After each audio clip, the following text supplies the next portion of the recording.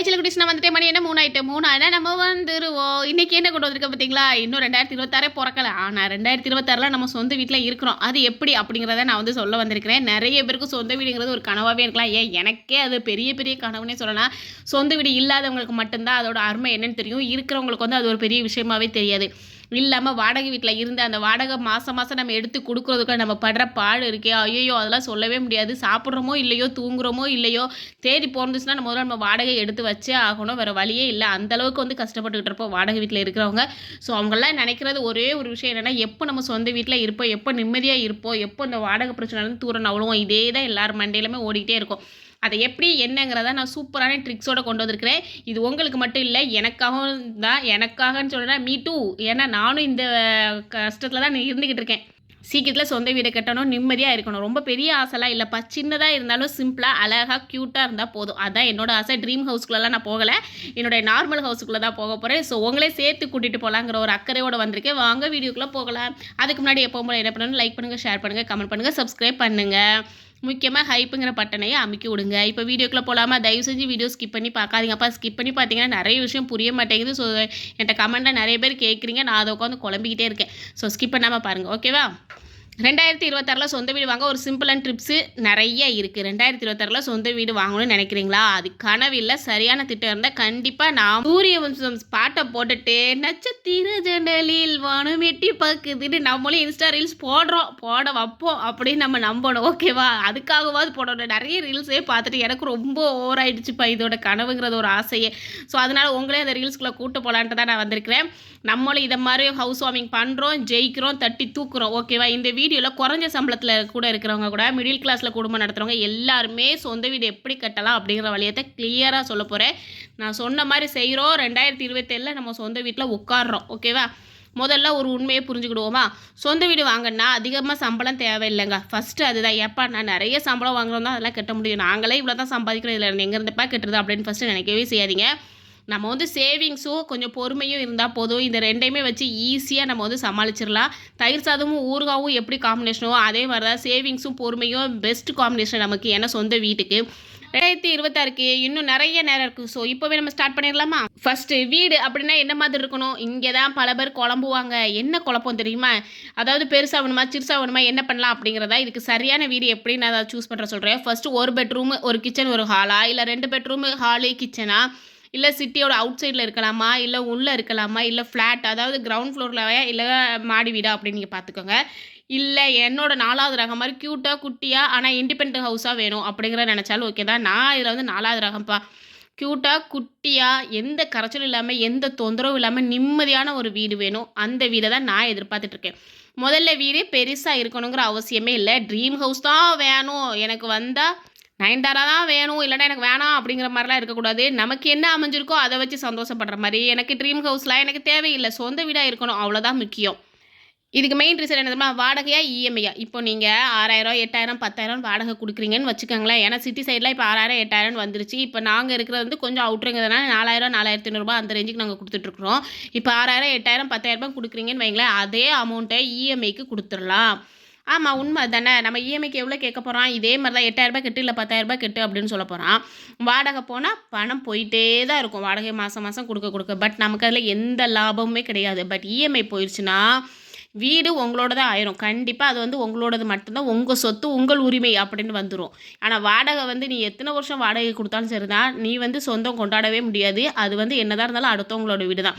So 2026க்கு சேமிப்போமா? வீடு வாங்க first என்ன செய்யணும்னா, இப்போ இருந்தே பிளான் பண்ணுங்கள். மாதம் 3000லேருந்து 5000 வரைக்கும் கண்டிப்பாக கண்டினியூஸாக எடுத்து வச்சே ஆகணும். இது வந்து ஒரு 25,000, 30,000 சம்பளம் வாங்குறவங்களுக்கு ஓகே.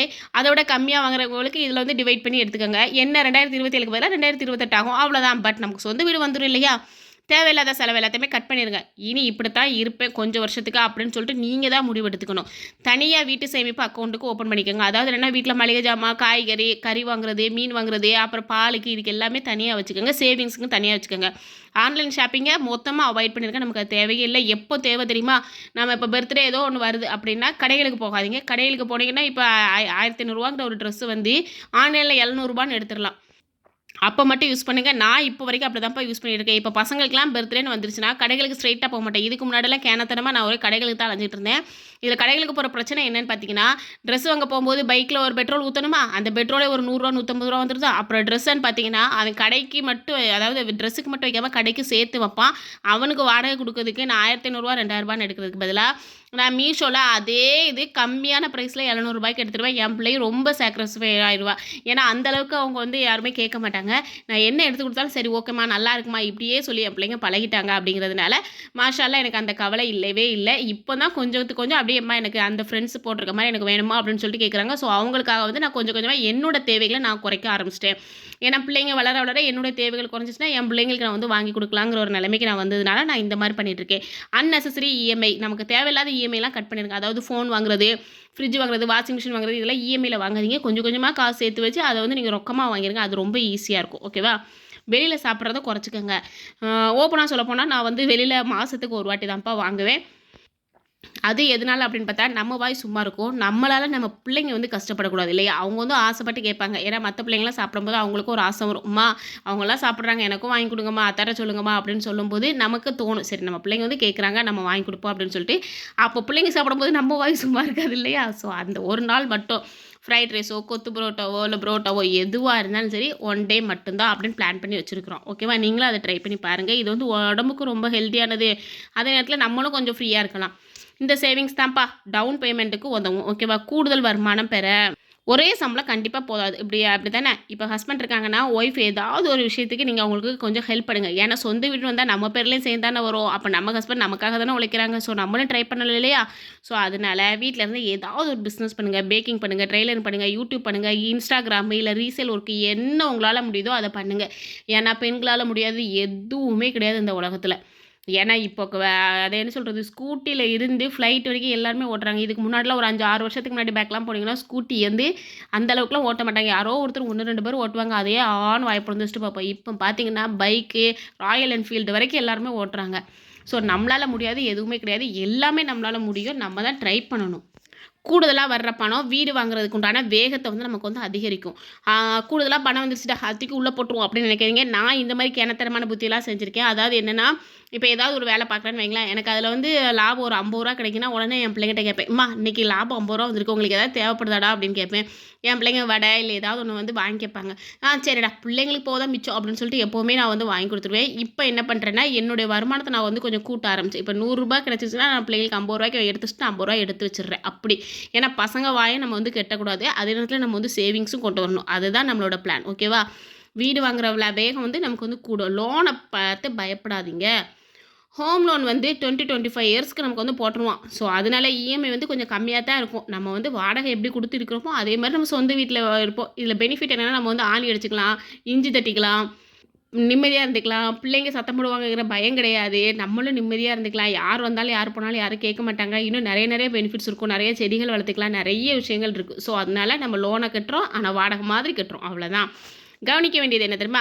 சிபில் ஸ்கோர் நல்லா வச்சுக்கோங்கப்பா. அதாவது இது வரைக்கும் நீங்கள் வந்து லோனை வாங்கிட்டு கெட்டாமல் உங்கள் பேரில் ஓடி வந்து போட்டிருக்கவே கூடாது. ஓடி போடாமல் நீங்கள் பார்த்துக்கோங்க. இஎம்ஐயை டிலே பண்ணாதீங்க. இஎம்ஐயை டிலே பண்ணிடவே செய்யாதுங்க. மேக்ஸிமம் சீக்கிரம் கட்டிக்கிட்டே இருங்க. லோனுங்கிறது ஒரு சுமையே கிடையாதுப்பா. அது வந்து லோன் ஒரு வாய்ப்பு. இது மட்டும்தான் நல்லா தெரிஞ்சுக்கங்க. நீங்கள் வந்து எந்த அளவுக்கு டிலே பண்ணுறீங்களோ, அந்த இப்போ 25 வருஷத்தில் முடியுதுன்னா நீங்கள் டிலே பண்ணிங்கன்னா 30 வருஷம் ஆயிரும். உங்களுக்கு வட்டியும் கூடிரும். நீங்கள் தான் கஷ்டப்படுவீங்க. இந்த கஷ்டம்லாம் வரக்கூடாதுன்னு நீங்கள் நினச்சிங்கன்னா சீக்கிரம் கட்டிடுங்க. கரெக்டாக எப்படி மாதம் வாடகையை வந்து ஓனருக்கு பயந்து நம்ம கொடுக்குறோமோ அதே மாதிரி கட்டிடுங்க. ஓகேவா? பெரிய தப்புகள் என்ன தெரியுமா? இந்த 3 தவிர பண்ணிடாதீங்க. அதாவது நிறைய பேர் சொல்லுவாங்க என்ன தெரியுமா, அதுக்கெலாம் சரியான நேரம் வரணும். வீடு வாங்குறதுலாம் ஒரு பெரிய விஷயம் தெரியுமா? கல்யாணத்தை பண்ணிப்பாரு வீட்டை கட்டிப்பாருன்னு சும்மாவா சொன்னாங்க? அதுக்கெலாம் ஒரு நேரம் காலம் எல்லாம் கூடி வரணும்பாங்க. கூடி வர்றதுக்குள்ளே நமக்கு வயசாயிரும். அதுக்கப்புறம் இன்னும் அடுத்தவன்ட்ட தான் கையேந்திட்டு இருக்கணும். ஸோ கூடி வர்றதை நம்ம ரெடி பண்ணணும். வாங்கினா பெரிய வீடு தான் வாங்குவேன். இல்லை நான் வாங்கவே மாட்டேன். இந்த சின்ன வீடெலாம் எனக்குலாம் ஒத்துக்காது. வாங்கினா நான் 3 பெட்ரூம் வச்சு 3 ஹால் வச்சு 3 கிச்சன் வச்சு அப்படின்ட்டுலாம் எதிர்பார்க்காதீங்க. நம்ம தகுதிக்கு என்னவோ ஃபஸ்ட்டு வீட்டை வாங்கிட்டு உள்ளே போங்க. அதுக்கப்புறம் கொஞ்சம் கொஞ்சமாக கட்ட ஆரம்பிங்க. என்னோடய ஃப்ரெண்டு ஒருத்தி எப்படி சொல்கிறது, அந்த அக்காளுக்கு வந்து 4 பசங்க. 4 பசங்கங்கும்போது அவங்க ரொம்ப கஷ்டப்பட்டுட்டு இருந்தாங்க. எனக்கே அவங்களுக்கு தெரியும். எப்போ நான் சொல்கிறேன்னா 2013 14 ஸ்டேஜில் சொல்லிகிட்டு இருக்கேன். ஓகேவா? ஃபஸ்ட்டு வந்து அவங்க இருக்கிற நகையெல்லாம் வச்சு இடத்த வாங்கிட்டு கஷ்டப்பட்டு சம்பாதிச்சாங்க. அவங்களுக்கு தெரிஞ்ச எல்லா கைத்தொழிலும் பண்ணுவாங்க. அவங்க ஹஸ்பண்ட் வந்து வெளியூரில் இருந்தாங்க. வெளியூரில் இருந்தாங்க. அவங்க வந்து என்ன சம்பாதிக்கிறாங்களோ அதை அப்படியே பேங்க்கில் வந்து மாற்றி விட்டுக்கிட்டே இருந்தாங்க. இல்லை அதுக்கப்புறம் பாதி வந்து கொஞ்சம் கொஞ்சமாக நகை காயினாக வாங்கிட்டும் இருந்தாங்க. ஒரு பொண்ணு 3 பசங்க. ஸோ அந்த அக்கா எவ்வளோ சேவிங்ஸ் பண்ண முடியுமோ சேவிங்ஸ் பண்ணாங்க. மாமியார் அவ்வளோ பேச்சு பேசுவாங்க, "நீ இப்படிலாம் பண்ணாத, பிள்ளைங்க வயிற்ற காயப்படாத" அப்படின்னு சொல்லிட்டு. அந்த அக்கா உடனே என்ன பண்ணாங்க, சமையல் வந்து நல்லா பண்ணுவாங்க. ஸோ சமைக்க ஆரம்பித்தாங்க. எவ்வளோ சமைப்பாங்கன்னா, எல்லாத்தையும் ஃபஸ்ட்டு ஆர்டர் எடுப்பாங்க. ஆர்டர் எடுத்து அன்றைக்கி என்ன இதோ அந்த பசங்களும் அவங்களுக்கு வந்து செம்ம ஹெல்ப்புப்பா. இவங்க வந்து வீட்டை விட்டு வெளியில் போக மாட்டாங்க. எல்லாமே செஞ்சு கொடுத்துருவாங்க. அப்போ அந்த பையனுங்க வந்து எல்லாம் குட்டி குட்டி பசங்களாக இருந்தானுங்க. இது ரியல் ஸ்டோரிப்பா. இது என்ன எப்படி சொல்லுவாங்க, நானா கற்பனை பண்ணி பேசுகிறேன்னு நினச்சிறாங்க. உண்மையிலே இப்போ அந்த பசங்களெல்லாம் பார்க்குறதுக்கு ரொம்பவே சந்தோஷமாக இருக்கும். என் முன்னாடி அவங்க பைக் ஓட்டிட்டு போவாங்க. அப்போ கூப்பிட்டு சொல்லுவாங்க, "அக்கா நல்லா இருக்கீங்களா? நான் யாருன்னு தெரியுதா?" அப்படின்னு ஒரு வாட்டி அந்த பையன் கேட்கும்போது எனக்கு ஆச்சரியமாகி போச்சு. "இன்னாரோட மகன்காடா, நீங்கள் எப்படிக்கா இருக்கீங்க? உங்களை நீ மறக்கவே மாட்டேங்க்கா" அப்படின்லாம் சொல்லுவாங்க. ஏன்னா அந்த பையனுக்கு நான் நிறைய ஹெல்ப் பண்ணியிருக்கேன். அதை வச்சு சொல்லுவாங்க. இப்போ என்ன சொல்ல வரேன்னா, அவங்க சமையல் பண்ணி கொடுப்பாங்க. இந்த பசங்க போய் எல்லாத்தையுமே விற்றுட்டு வருவாங்க. இது எல்லாமே பார்த்துட்டு கடைசி பார்த்தீங்கன்னா, அவங்க வீடு கட்டும்போது கரெக்டாக 11,00,000க்கு கட்டினாங்கப்பா. 3 bedroom, 2 hall, bathroom 4 bathroom, kitchen எல்லாம் கஷ்டப்பட்டு கட்டிட்டாங்க. அவங்க மாமியார், அவங்க அம்மா எல்லாரோட எதிர்ப்பை மீறி கட்டிட்டு இப்போ நிம்மதியாக இருக்காங்க. இப்போ அதாவது 13,00,000க்கு கட்டின வீடு இப்போ கிட்டத்தட்ட 40, 50 லட்சத்துக்கிட்ட போகும்னு நினைக்கிறேன். அவ்வளோ ஒரு நல்ல விஷயமா வந்துட்டாங்க. என்ன ஒன்றுனா அந்த அக்காவோட பிரச்சனை என்னென்னா, ஒழுங்காக சாப்பிடாம வைக்காமல் இருந்து இப்போ அவங்களுக்கு கொஞ்சம் உடம்பு சரியில்லாமல் இருக்குது. ஆனால் பசங்க அவங்கள ரொம்ப தாங்குன்னு தாங்குறாங்கன்னா பார்த்துக்கங்களேன். அம்மாவை இங்கே இருக்க பொருளை அங்கே தூக்கி வைக்க விட மாட்டாங்க. அவ்வளோ பாசமாக இருப்பாங்க. நானே சொல்லுவேன், அக்கா உங்களுக்கு கிடச்சிருக்க பசங்க மாதிரி யாருக்குமே கிடைக்காதுக்கான்னு சொல்லிட்டு. ஏன்னா அவங்க சின்ன வயசுலேருந்தே அவங்க கஷ்டத்தை பார்த்து வளர்ந்த பிள்ளைங்கிறதுனால, அம்மா எங்களுக்காக தானே இவ்வளோ கஷ்டப்பட்டு இந்த வீடு கட்டினாங்க, இவ்வளோ கஷ்டப்பட்டாங்க எங்களுக்காக தானே. ஏன்னா அம்மா சப்போர்ட்டும் கிடையாது, அது மாமியார் சப்போர்ட்டும் கிடையாது. ஆனால் மாமியார் கூட தான் இருப்பாங்க, சப்போர்ட் கிடையாது. அவங்க அவ்வளோ கஷ்டப்பட்டு வளர்ந்தால இப்போ பசங்க எல்லாரும் என்ன பண்ணுறாங்கன்னா, பையன் இன்ஜினியரிங் படிச்சுட்டா ஒர்க் பண்ணுறான். 2வது பையன் வந்து இன்ஜினியரிங் படிக்கிறதுக்கு கோயம்புத்தூருக்கு போயிருக்கிறான். அந்த கோயம்புத்தூருக்கு போகிறதுக்கு எப்படின்னா, அவன் வந்து ஸ்கூல்லேயே ஃபஸ்ட்டு அவன் தான். அப்படி 3வது ஒரு பையன், அந்த பையன் இப்போ தான் 12th படிச்சுட்டு இருக்கிறான். 4வது ஒரு பொண்ணு, அந்த பொண்ணு 10th படிச்சுட்டு இருக்குது. நான் இப்போ ரீசெண்டாக சொல்லிகிட்ருக்கேன். நான் பார்க்கும்போது எல்லாமே குட்டி குட்டி பசங்க. அப்போ பார்த்துக்கங்க, அவங்க வந்து எவ்வளோ கஷ்டப்பட்டு அந்த வீட்டை கட்டினாங்கன்னா, இப்போ எவ்வளோ நிம்மதியாக இருக்கிறாங்க அப்படின்னு சொல்லிட்டு நல்லபடியாக படிக்கவே வச்சு நல்லாவும் இருக்கிறாங்க. ஓகேவா? ஐயோ, ரியல் ஸ்டோரி சொல்லி உங்களை நேரத்தை கடத்திட்டேன்னு நினைக்கிறேன். சாரி. முதல்ல வீடு வந்து நமக்கு பாதுகாப்புப்பா, சரியா? அடுத்தது நம்ம வீடு கட்டுவோம் பார்த்தீங்களா, அதுதான் நம்மளோட வளர்ச்சி. ரெண்டுக்கு கொடுக்குற பணம் நாளைக்கு நமக்கு எதுவுமே தராது. பட் இஎம்ஐக்கு கொடுக்குற பணம் நாளைக்கு உங்களோட வாழ்க்கைக்கு அடித்தளமாக அமையும். ஸோ 2026 சொந்த வீடு வாங்கினா இன்றைக்கே முடிவு எடுத்துருங்கப்பா. சின்ன சின்ன விஷயமா சேமிப்போம், பெரிய வீடு வாங்க வச்சிடலாம். ஓகேவா? என் வீடு என்னோட அடையாளம் அப்படிங்கிறத நம்ம தான் நம்பணும். அப்போ தான் நம்மளாலே முடியும். வீடு வாங்குற நாள் தான் என்னுடைய வாழ்க்கைக்கு மிக மிக முக்கியமான நாள் அப்படின்னு சொல்லிட்டு நம்ம நம்பணும். நம்ம பேரில் ஒரு வீடு இருக்கணும்ப்பா. நம்ம பேரில் என்னதுமே இல்லை, நம்ம வீடாவது இருக்கட்டும் அப்படின்னு சொல்லிட்டு நம்ம நினைக்கணும். அதுதான் உண்மையான வெற்றி. இது கனவல்ல, பொறுப்பு. ஸோ எல்லாமே நம்மளோடது ஆகணும்னா ஒரு வீடே மட்டுமே போதுமானது. இந்த வீடியோ உங்களுக்கு பிடிச்சிருக்கும்னு நான் நம்புகிறேன். யாருக்கெல்லாம் சொந்த வீடு தேவைப்படுதோ அவங்க எல்லாருமே கமெண்ட்டில் வந்து ஒரு ஹைஃபை பண்ணுங்கள், நானும் தெரிஞ்சுக்கிறேன். இல்லை ஹைஃபை விட நம்ம ஒரு ஹார்ட் கொடுப்போமா? ஒரு ரெட் ஹார்ட்டை கொடுங்க. யாருக்கெல்லாம் சொந்த வீடு வேணும்னு சொல்லிட்டு ஃபஸ்ட்டு நான் தான் கொடுப்பேன்னு நினைக்கிறேன். ஏன்னா எனக்கும் சொந்த வீடு தேவை. ஓகேவா?